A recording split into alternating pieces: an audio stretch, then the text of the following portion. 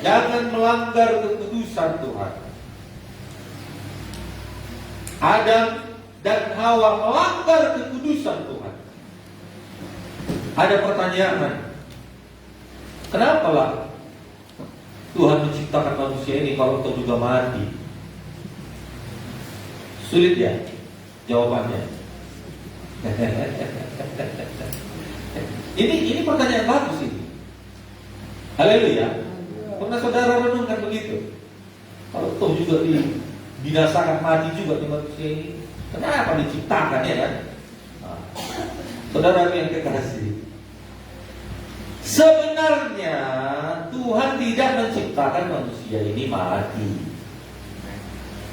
Bilang sama temannya manusia ini, bilang sama temannya lagi kanan kiri, Tuhan tidak menciptakan kita mati.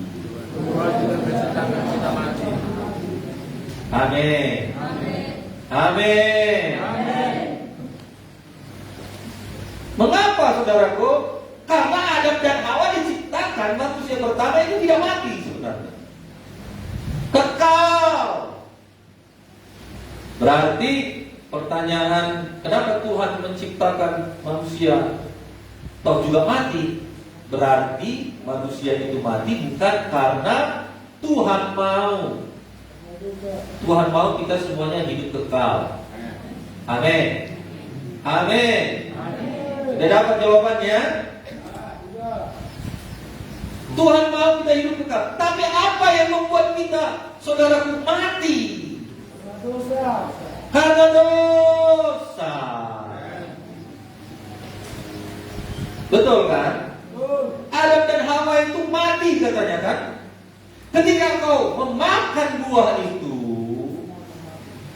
engkau mudah-mudahan pasti.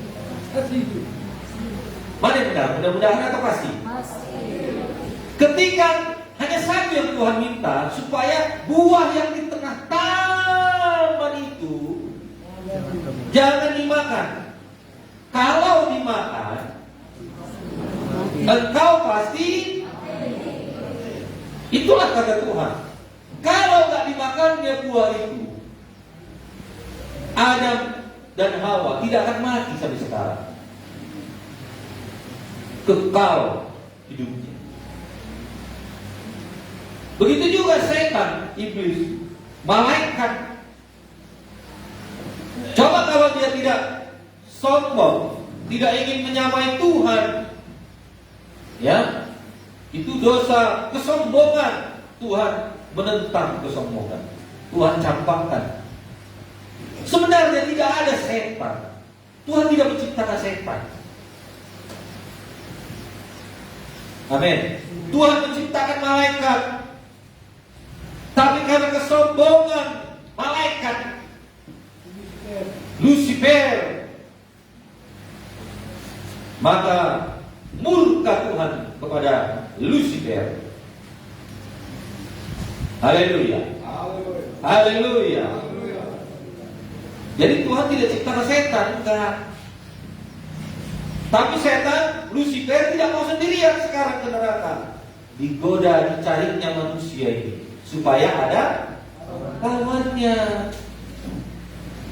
Ada lagi yang berkata, untuk apa diciptakan neraka, Pak? Kalau memang Tuhan itu penuh kasih, kenapa Tuhan ciptakan neraka? Neraka itu bukan untuk kita. Neraka itu bukan untuk anak Tuhan. Amin. Neraka itu untuk setan dan pengikutnya. Betul? Jadi jangan ikut setan. Kalau ikut setan, maka ikut tempat dia di neraka. Manusiakah itu yang mengikuti setan, maka dia masuk neraka. Haleluya. Jadi Tuhan itu baik. Kadang cara berpikir kita inilah yang kadang keliru. Semuanya sumbernya dari mana? Dari pelanggaran. Oleh karena itu, jangan langgar kekudusan Tuhan. Bilang sama temannya, jangan langgar kekudusan. Jangan langgar kekudusan Tuhan. Ini Imamat 22:32 ini kan. Janganlah melanggar kekudusan namaku yang kudus, supaya aku dikuduskan di tengah-tengah orang Israel, sebab akulah Tuhan yang menguduskan kamu. Haleluya. Amin.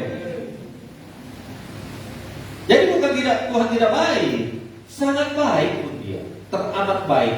Tapi manusia ini satu kehendak bebas diberikan kepada kita supaya kita jangan jadi robot. Siapa yang mau jadi robot di sini? Gak ada kehendak bebasnya. Robot ini bisa suka-suka, tapi manusia bisa suka-suka, betul? Mau jadi robot dibuat Tuhan. Tuhan tidak pernah menciptakan manusia jadi robot. Satu kehendak bebas diberikan kepada kita. Bagi Adam dan Hawa diberikan kehendak bebas. Tapi pergunakanlah kehendak bebas itu untuk kemuliaan Tuhan, untuk melayani Tuhan, untuk mendekatkan diri kepada Tuhan. Haleluya. Nah, saudara yang terkasih, Tuhan yang kita sembah adalah Tuhan yang kudus, yang suci, dan yang murni. Tuhan juga menginginkan kita umatnya kudus. Apalagi Alkitab mengatakan bahwa manusia itu diciptakan segambar dan serupa dengan Tuhan. Luar biasa kita ini, diciptakan segambar dengan Tuhan. Bilang sama teman kanan kiri, jadi ini aku segambar dengan Tuhan. Bilang lagi, pesek pun hidupku segambar jadi dengan Tuhan. Haleluya. Ya, saudara yang kasih, saudara istimewa di hadapan Tuhan. Amin. Jangan katakan awak ini apalah. Tidak ada istilah kamus awak ini apalah. Buang itu jauh-jauh. Katakan ini anak raja segala. Coba tepuk dulu dadanya. Anak raja segala. Haleluya.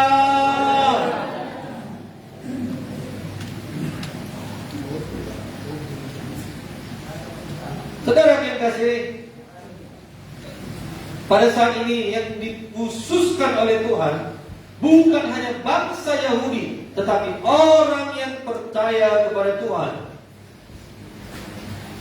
1 Petrus 2:9, tetapi kamulah bangsa yang terpilih, imamat yang rajani, bangsa yang kudus, umat kepunyaan Allah sendiri, supaya kamu memberitakan perbuatan-perbuatan yang besar dari Dia yang telah memanggil kamu keluar dari kegelapan kepada terangnya yang ajaib. Amin. Orang-orang yang sudah terpanggil keluar dari kegelapan menuju kepada terang Kristus adalah orang-orang yang kudus, orang-orang yang dikhususkan, orang-orang yang dipilih oleh Tuhan untuk menjadi saksi yang baik, yang benar bagi Tuhan. Amin. Kitalah itu, saudara, sebagai anak-anaknya yang datang kepada Dia, itu adalah orang-orang yang terpilih. Amin. Saudara yang kasih, karena kita menyambut panggilan. Nah, saudaraku, ketika kita dikhususkan, bukan berarti kita tidak boleh berteman dengan orang yang di luar. Tetapi seharusnya kita menjadi terang di tengah-tengah dunia yang gelap ini. Kita menjadi orang yang berbeda dari dunia ini. Kita tidak sama dengan dunia ini, tidak sama dengan orang dunia yang penuh dosa ini. Kita dikhususkan, kita dipanggil, bukan berarti kita tidak boleh berteman dengan orang-orang yang ada di sekitar kita, melainkan dengan menjadi terang di tengah-tengah sekitar kita, maka kita bisa memenangkan banyak jiwa-jiwa. Haleluya. Nah, kemudian nomor 2 untuk apa lagi saudaraku? Untuk membangun hubungan yang intim dengan Tuhan. Ayat 3 dan 4 tadi. Orang yang bersih tangannya dan murni hatinya, yang bisa mendekat kepada Tuhan. Itu sudah pasti. Kalau seseorang yang tidak benar hidupnya, maka dia tidak akan mendekat kepada Tuhan. Sepanjang dia masih suka dosa itu, sepanjang dia masih menyenangi lumpur dosa itu, maka dia tidak punya kemampuan, tidak punya keinginan untuk mendekat kepada Tuhan. Tidak ada hubungan yang baik. Jadi dengan bersih hati, bersih tangan kita, bersih perbuatan kita, kita saudara memiliki hubungan yang baik dengan Tuhan. Amin. Haleluya. Nah, kondisi hati seseorang merupakan kunci untuk mendekatkan diri kepada Tuhan. Kemurnian hati merupakan hal yang harus diperjuangkan sebulan sekali. Setiap hari. Perjuangkan setiap hari. Amin. Langkah kita, saudaraku, kemanapun kita pergi, kemanapun kita keluar dari rumah ini, saudaraku, kita perjuangkan, kita usahakan tangan yang bersih, artinya perbuatan yang bersih dan hati yang bersih. Hati ini, hati nurani ini harus benar-benar bersih. Terlihat dari mata adalah jendela hati. Amin. Amin. Lihat dulu matanya kanan kiri. Gimana hatinya?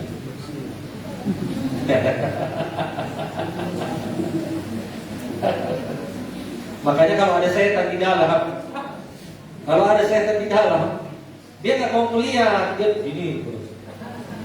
Coba perhatikan, kalau ada orang kesurupan, mana berani dia melihat kita, betul? Karena dia di dalam, betul? Jadi kalau dia matanya terbuka, berarti yang di dalam itu setan itu sebenarnya melihat saudara. Makanya dia nggak berani. Kalau disuruh lihat, karena dia ini kan, ini lagi. Harus dipaksa dia. Lihat. Baru kalau udah dilihat kita usir kan? Betul? Nah, jadi coba lihat dulu. Mata temannya, mau gak lihat ya? Kalau enggak, paksa dia. Lihat. Coba dapat orang, coba lihat mata nenggol lagi.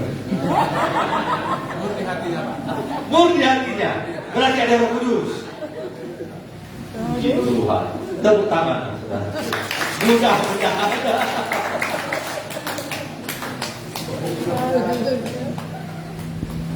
Bukan hanya rambutnya putih, tapi hatinya juga putih dan bersih.